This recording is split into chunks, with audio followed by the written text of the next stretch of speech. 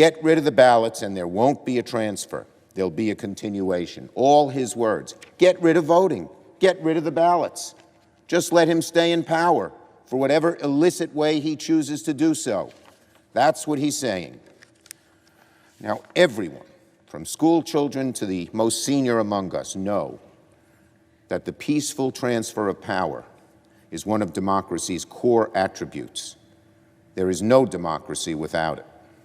And like the rule of law, the separation of powers, checks and balances, everything we have learned that is great and noble about our system in government, President Trump has sullied, diminished, and now he threatens to actually dismantle.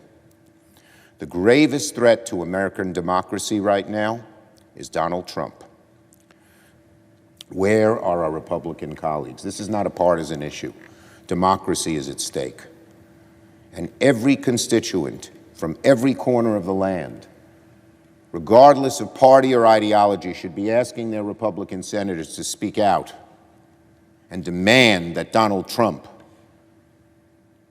not be allowed to do what he says he's going to do, and say they will join all of America in standing in the way if he tries. But that a president of the United States would place in doubt the idea of the peaceful transfer of power is, well, it's no surprise, again, because the president has been contemptible of science and governance. And so you see 200,000 people have died. But I have confidence in the American people.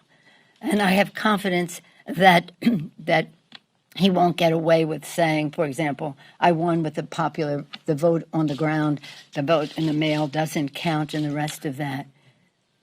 What am I missing here about people just not saying, hold it, calm down, Mr. President? Now, we do know who he admires. He admires Putin. He admires Kim Jong-un. He admires Erdogan in Turkey. He admires people who are perpetuating their role in government. But I remind him, you are not in North Korea, you are not in Turkey, you are not in Russia, Mr. President. And by the way, you are not in Saudi Arabia. You are in the United States of America. It is a democracy. So why don't you just try for a moment to honor your oath of office to the Constitution of the United States? I don't think he's worth the trouble at this point. We have 40 days until the election.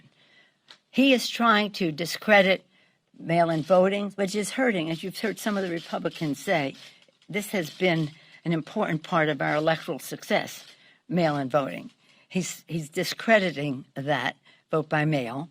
And so the answer to it all, the antidote to almost every ailment that I have named is the vote.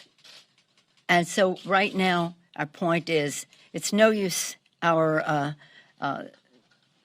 orchestrating one thing or another when what really matters in terms of the peaceful transfer of power is that people vote and that their vote is counted as cast.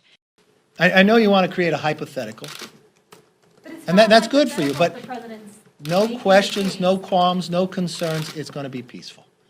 This nation is designed that way. This nation will have it that way, and that's exactly what will take place.